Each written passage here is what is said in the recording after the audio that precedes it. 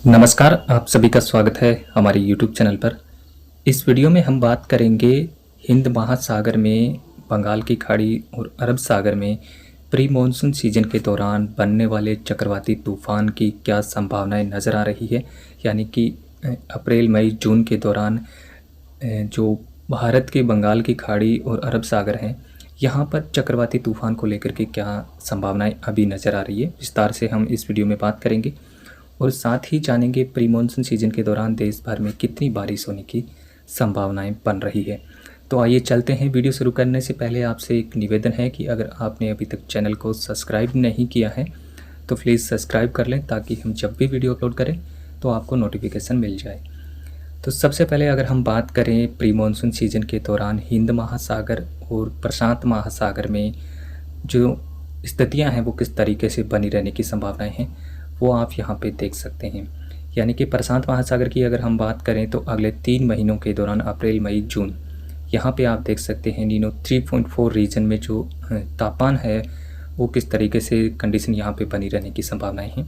तो आप देखेंगे कि नीनो 3.4 रीजन में आप ज़्यादातर अप्रैल और मई में 100% संभावनाएं हैं कि न्यूट्रल कंडीशन यहाँ पर प्रभावी रहेगी, और अल नीनो की जो संभावनाएं हैं वो 0% नज़र आ रही है।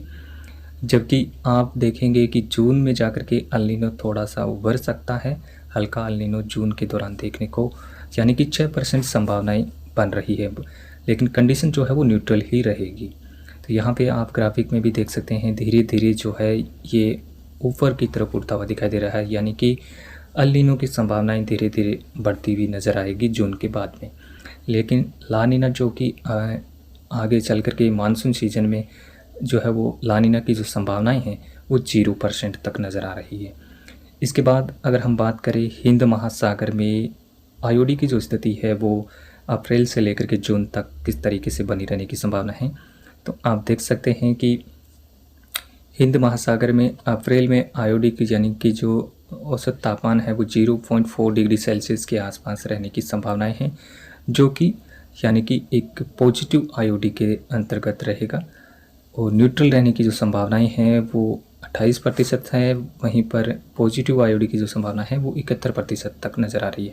इसके बाद में मई में भी आप देखेंगे कि हो सकता है कि ये पॉजिटिव ही रहे, लेकिन न्यूट्रल रहने की संभावनाएं इसकी थोड़ी ज़्यादा नज़र आ रही है, और जून में भी आयोडी न्यूट्रल ही रहेगा।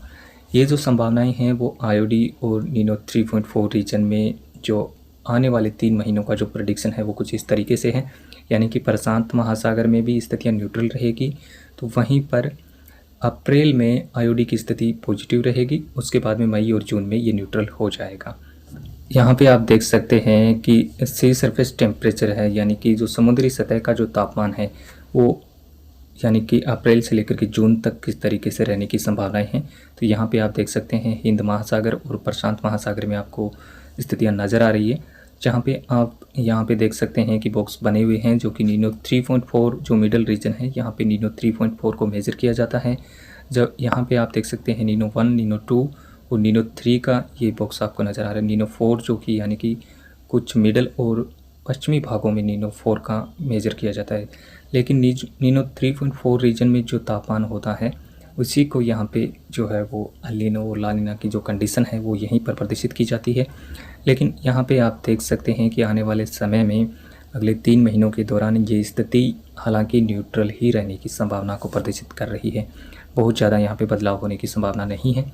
लेकिन हिंद महासागर में आप देखेंगे कि स्थितियाँ औसत टेम्परेचर जो है वो पॉजिटिव रहेगा अप्रैल के दौरान, उसके बाद में धीरे धीरे ये थोड़ा कम होगा, लेकिन बिल्कुल ऐसा नहीं है कि यहाँ पे काफ़ी कमी आएगी। न्यूट्रल की भी संभावना रहेगी, तो वहीं पर पॉजिटिव रहने की भी संभावना यानी कि 40 से 45% तक बनी रहेगी। यहाँ पे आप देख सकते हैं कि अरब सागर के भागों पे टेम्परेचर जून से अप्रैल के दौरान औसत तापमान जो समुद्री सतह का है वो ज़्यादा रहने की संभावना है बंगाल की खाड़ी की अपेक्षा। यहाँ पे आप देख भी सकते हैं कि बंगाल की खाड़ी में तापमान थोड़ा कम नज़र आ रहा है, वहीं पर अरब सागर में थोड़ी सी संभावनाएं ज़्यादा बन रही है। इसके बाद अगर हम बात करें कि एमजीओ की जो स्थिति है वो आने वाले समय में किस तरीके से बनी रहने की संभावनाएं हैं, अभी आप देख सकते हैं कि ये जो स्थितियां हैं मेरीटाइम कॉन्टिनेंट्स के आगे दिखाई दे रही है, और यहाँ से लेकर के ये अब धीरे धीरे यानी कि अप्रैल में एमजीओ की इंडियन ओशन में आने की संभावना नहीं है। तो जो है, हालांकि जो चक्रवाती तूफ़ान है उसकी संभावनाओं को भी कम कर देता है, और अप्रैल में वैसे भी कोई चक्रवात को लेकर के कोई संभावना नज़र नहीं आ रही है। लेकिन मई में आप देखेंगे कि 4 मई के आसपास एमजीओ इंडियन ओशन के पश्चिमी भागों में प्रवेश करेगा, और यानी कि ये 20 मई तक इंडियन ओशन में रह सकता है। तो यहाँ पर जो है वो इस समय एमजीओ भी रहेगा, आईओडी का भी सपोर्ट रहेगा, और साथ में समुद्री सतह का तापमान अरब सागर में ज़्यादा रहेगा, जिसके चलते चक्रवात की संभावनाएं काफ़ी ज़्यादा बढ़ रही है। इसके बाद अगर हम बात करें मई के दौरान जो रेनफॉल एक्टिविटी है, यहाँ पे आप इस मैप में समझ पाएंगे कि अरब सागर में इस रीजन में आप देख सकते हैं कि जो हमने जो प्रेडिक्शन है आईओडी, एल नीनो और एमजीओ को देखते हुए भी लग रहा है कि मई के दौरान अरब सागर में चक्रवाती घटना देखने को मिल सकती है।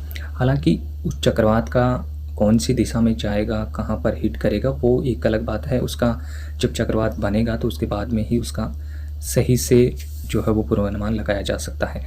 लेकिन अभी ये है कि अरब सागर में बंगाल की खाड़ी की अपेक्षा चक्रवाती तूफान बनने की संभावनाएं ज़्यादा है। इसकी वजह है कि इस समय अरब सागर में जो स्थितियां बन रही है, वो समुद्री सतह का तापमान भी इस समय ज़्यादा रहेगा यहाँ पर, तो जो कि चक्रवात को बनने के लिए फेवरेबल कंडीशन देगा। और साथ में एमजीओ का भी सपोर्ट मिलेगा। आईओडी भी इस समय हो सकता है कि पॉजिटिव ही देखने को मिल जाए मई के दौरान, लेकिन न्यूट्रल कंडीशन रहेगी। फिर भी अरब सागर में तापमान यहाँ पे ज़्यादा देखने को मिल सकता है।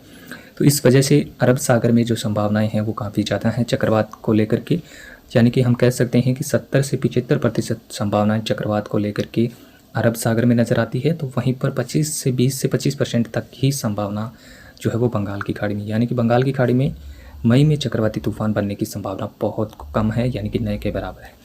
मई के दौरान आप देखेंगे देश के कुछ भागों में अच्छी प्री मानसून एक्टिविटी भी देखने को मिल सकती है, जिसमें आप मध्य भारत और दक्षिण भारत के हिस्सों को भी शामिल कर सकते हैं, जिसमें केरला, जो कर्नाटक के हिस्से हैं, महाराष्ट्र है, गुजरात के कुछ भाग हैं, मध्य प्रदेश है, और उत्तर भारत में अगर हम देखें तो उत्तर प्रदेश, हरियाणा, पंजाब, जम्मू और लद्दाख के साथ साथ उत्तराखंड और हिमाचल में भी सामान्य से ज़्यादा वर्षा मई के दौरान देखने को मिल सकती है।